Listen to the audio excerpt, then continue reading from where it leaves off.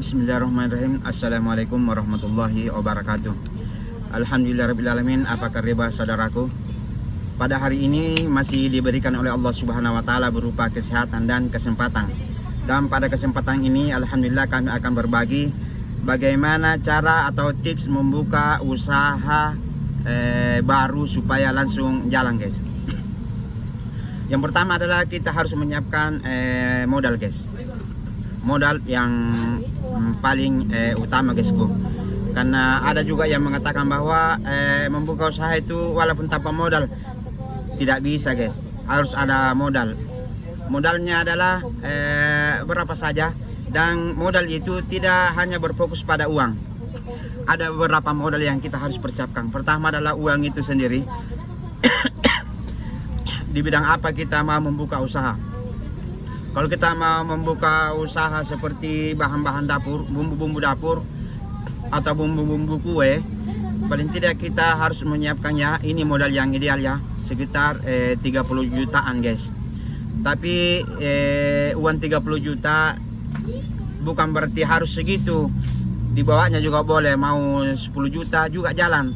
Tergantung kita mau menyetok barang seberapa banyak. Tapi saya sarankan bagi pemula, mau stok barang yang sedikit-sedikit saja dulu, guys.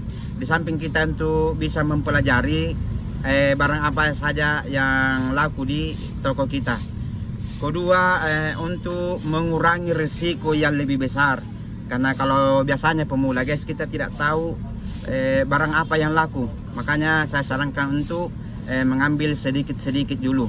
Itu sesuai dengan pengalaman kami, guys. Walaupun 5 biji satu item juga itu malah lebih bagus, karena kita bisa belajar di situ tanpa risiko yang banyak. Kedua adalah modal kepercayaan, guys. Karena biasanya kalau toko kita sudah jalan beberapa minggu atau beberapa bulan, ada sales yang akan menghampiri kita, guys, untuk menawarkan barangnya. Biasanya kalau pertama ya kita buka, kita harus menyiapkan uang cash, guys, uang cash. Karena orang-orang distributor, orang-orang yang sales tidak langsung percaya begitu saja ke kita. Makanya kita harus menyiapkan modal cash untuk sementara.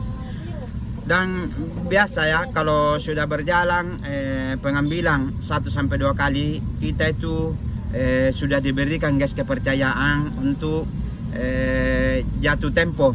Biasanya kalau barang-barang seperti bumbu-bumbu dapur, guys, atau bumbu-bumbu kue, kita tuh diberikan kesempatan 1 minggu sampai 2 minggu jatuh tempo daripada nota barang kita.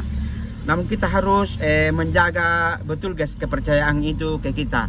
Jadi kalau seumpama ya, kalau seumpama jatuh temponya 2 minggu, 1 minggu sebelum jatuh tempo kita harus menyiapkan uangnya, guys, supaya kita tidak molor dari waktu yang diberikan oleh gudang, waktu yang diberikan oleh distributor. Dimana kepercayaan itu kita harus membangun, guys. Karena biasanya kalau kita bayar tepat waktu, sales itu pada mau berdatangan ke toko kita. Karena dia saling menginformasikan, guys, bahwa toko yang ada di situ bagus cara pembayarannya. Maka dia akan berbondong-bondong datang untuk menawarkan barangnya, guys.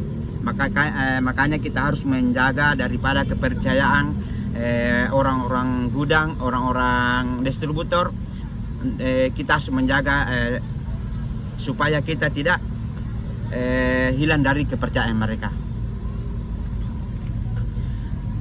Kedua adalah pelayanan, guys. Kita harus juga menjaga pelayanan. Bagaimana cara bertutur kata yang sopan santun kepada pelanggan, bagaimana kita bersahabat dengan mereka supaya dia tidak sungkan-sungkan ke kita, guys. Kalau dia di bawah umur saya menganggap itu sebagai adik, guys. Memperlakukannya sebagai adik. Kalau dia lebih tua daripada saya, di atas umurnya saya menganggap sebagai kakak. Kalau dia lebih orang tua daripada saya, lebih tua lagi umurnya, saya menganggap sebagai orang tua saya, guys. Jadi cara berbicara itu bagaimana caranya supaya dia senang ke kita, kita juga senang ke dia guys. Maka pasti insya Allah pelanggan kita itu akan setia ke kita, insya Allah. Begitulah cara kami memperlakukan bagaimana melayani mereka. Kalau seumpama biasanya karena kalau kita membuka toko banyak karakter yang kita temukan pada seseorang guys. Ada yang keras, ada yang lembut. Tapi bagaimana kita tidak apalah kita tunduk-tunduk sedikit ya. Yang penting kita bagaimana menanduk untuk membeli ke toko kita guys. Lama-lama juga akan betah ke kita. Kode yang selain daripada pelayanan, kita juga kalau mau membuka suatu usaha guys, kita tanamkan juga hobi guys, hobi di situ supaya kita betah untuk menjaga toko. Walaupun sepi, kita harus tetap menjaganya guys. Dan salah satu juga cara untuk toko kita tetap ramai terus, jangan pernah tutup toko guys. Walaupun sepi, kita harus siap sabar menjaga, berdoa dan tawakal kepada Allah Subhanahu wa taala. Kita jangan bilang oh kurang pembeli, lagi sepi, lalu tutup toko. Jangan guys. Kita harus bersabar. Silakan buka terus. Karena biasanya kalau toko buka tutup begini guys, prinsipnya orang. Kalau menurut saya ya, kalau pergi dari rumahnya mau menuju ke toko kita, biasanya dalam perasaan dia buka ya, apakah dia buka atau tutup. Dan biasanya dia tidak jadi ke toko kita guys, karena kita sering menutup buka toko, sering kita tutup toko kita. Makanya saran saya ya, walaupun sepi pembeli, maka kita harus tetap membuka toko kita. Nah, itulah tadi guys. Dan juga tambahannya, kalau kita mau menjual barang-barang seperti bumbu-bumbu dapur, di mana bumbu-bumbu dapur itu atau bahan-bahan kue cepat kadaluarsanya guys. Ada yang cuma 5 bulan, 6 bulan cepat kadaluarsanya. Jadi kalau seumpama kita dipercayakan oleh pelanggan, baik catering, hotel atau rumah tangga, jangan memberikan guys barang-barang yang kadaluarsa, barang-barang yang kadaluarsa.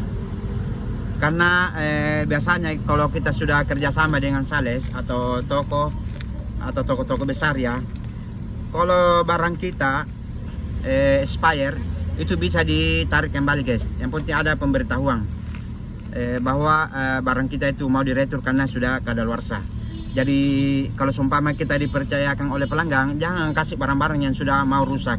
Lebih baik kita kembalikan ke distributornya langsung, daripada kita memberikan barang yang kurang bagus kepada pelanggan. Kebetulan kami juga di sini guys menjual seperti sayur-sayuran ya, karena kami memegang beberapa hotel, beberapa restoran atau rumah makan, catering. Dan biasanya orangnya itu tidak datang langsung ke toko kita, namun dia mempercayakan kita untuk menyiapkan semua barangnya lalu mengantar ke rumahnya guys. Begini guys, walaupun dia tidak datang ke rumah kita, tidak datang ke toko kita, namun kepercayaan itu harus kita jaga betul. Kita harus jaga betul guys. Jangan sampai kita memberikan barang-barang yang rusak guys. Jangan sampai kita memberikan barang-barang yang rusak. Semakin dia orangnya tidak ada, kita harus lebih menjaga kepercayaan dia, memberikan barang yang terbaik yang ada di toko kita guys.